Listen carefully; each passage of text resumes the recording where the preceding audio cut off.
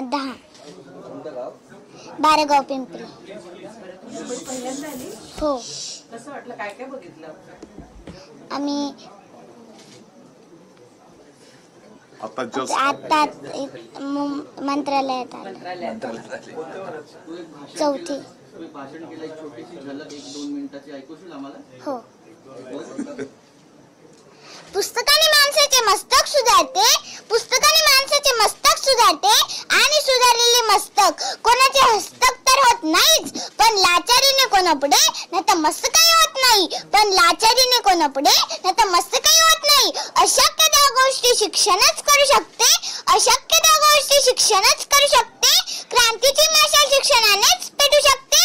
मित्रांनो, हे ओळखले ते माझ्या क्रांतीज्योती सूर्याने, म्हणूनच तर माझा पहिला नमस्कार माझ्या त्या क्रांतीज्योती सूर्याला, ज्यांनी स्त्री शिक्षणाची मुहूर्त मिळवली. त्यामुळेच माझी आई, माझी ताई, आत्या, मावशी या शाळेत गेल्या, शाळा शिकल्या आणि कुटुंबाला शिक्षित केले. नमस्कार माझा त्या सावित्रीला, जिने आम्हा मुलींच्या शिक्षणासाठी शेण चिखल अंगावर घेतले. नमस्कार माझा त्या महामानवाला, ज्यांनी सांगितले की शिक्षण हे वाघिणीचे दूध आहे, ते पिल्यावर माणूस गुरगुरल्याशिवाय राहत नाही. राणी लक्ष्मीबाई, ताराबाई, अहिल्याबाई, लता मंगेशकर, आपल्या देशाच्या यशस्वीरित्या कारभार पाहणाऱ्या महिला माजी पंतप्रधान इंदिरा गांधी, एवढेच नाही तर आज देशाच्या अधिउच्च पदावर असलेल्या आपल्या राष्ट्रपती द्रौपदी मुर्मू. पहा, अशा कितीतरी स्त्रिया पुरुषांच्या बरोबरीने काम करताना दिसतात. सांगा, तुम्हीच सांगा, कोटी कमी आहे वाटची स्त्री?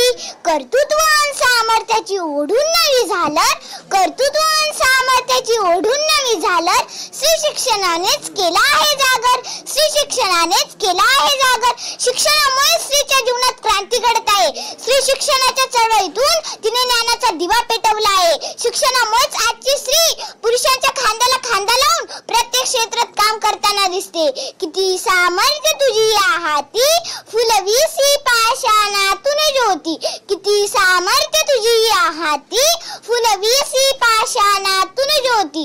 गुंडाशी दोनात करणाऱ्या IPS किरण बेदी, अवकाशात झेप घेणारी महिला वैमानिक सौदामिनी देशमुख, लेखणीची धार दाखवणाऱ्या अरुंधती रॉय, अवकाशात भरारी घेणारी कल्पना चावला, सुनीता विल्यम, सानिया मिर्झा, सायना नेहवाल असो किंवा अनाथांची माय सिंधुताई सपकाळ असो, कालच्या पेक्षा स्त्री नक्कीच बदललेली आहे आणि ते शक्य झाले केवळ शिक्षणामुळेच. महात्मा फुले म्हणतात ना, विद्येविना मती गेली, मतीविना नीती गेली, नीतीविना गती गेली, गतीविना वित्त गेले, वित्तविना शूद्र कचले. एवढे सगळे अनाथ एकाच विद्येने केले.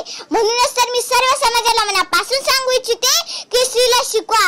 नभंगातील चॅनल मधील चमचमणारी तारका होण्यासाठी तिला साथ द्या ती शिक्षणाची, कारण स्त्री जेव्हा होईल शिक्षित तर कुटुंब राहील सुरक्षित. धरू द्या स्त्रीला शिक्षणाची, आहे ती सुजाण नागरिक भविष्याची.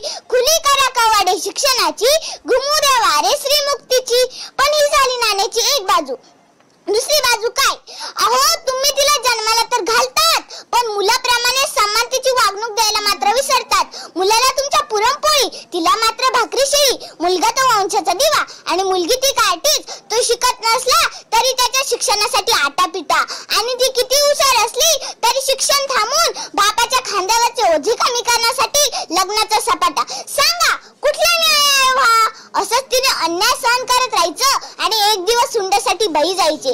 अजूनही हे प्रकार कमी झाले नाहीत. जसे कंपनी तिचे प्रॉडक्ट वेगळे करते, तसे स्त्रियांना त्रास देण्याचे प्रकार वेगळे झाले आहेत. स्त्रियांच्या दुर्बलतेचा फायदा घेणारे विषारी सर्प अजूनही समाजात आहे. थांबवा हा नाश. शपथ आहे तुम्हाला त्या क्रांती सूर्याची, ज्याने प्रथम आपल्या पत्नीला म्हणजे सावित्रीला शिक्षित केले आणि त्यांच्या मदतीने अखंड स्त्री जातीला शिक्षित करण्याचे कार्य सुरू केले. कारण एक स्त्री शिकली तर ती तिचे संपूर्ण कुटुंब शाणे करते, पण पुरुष मात्र स्वतः पुरताच शिकतो. म्हणूनच तर स्त्री शिकलीच पाहिजे. सर्व स्त्रियांना माझे आव्हान आहे की समाजाच्या अन्य अत्याचाराला बळी पडू नका. सर्व बंधनाच्या वेळा तुम्ही आता झुगारून द्या.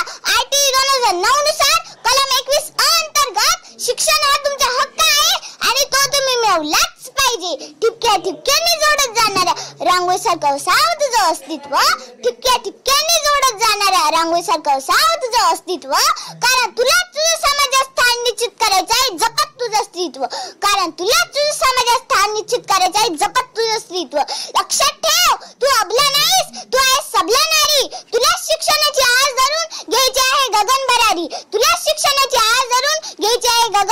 धन्यवाद.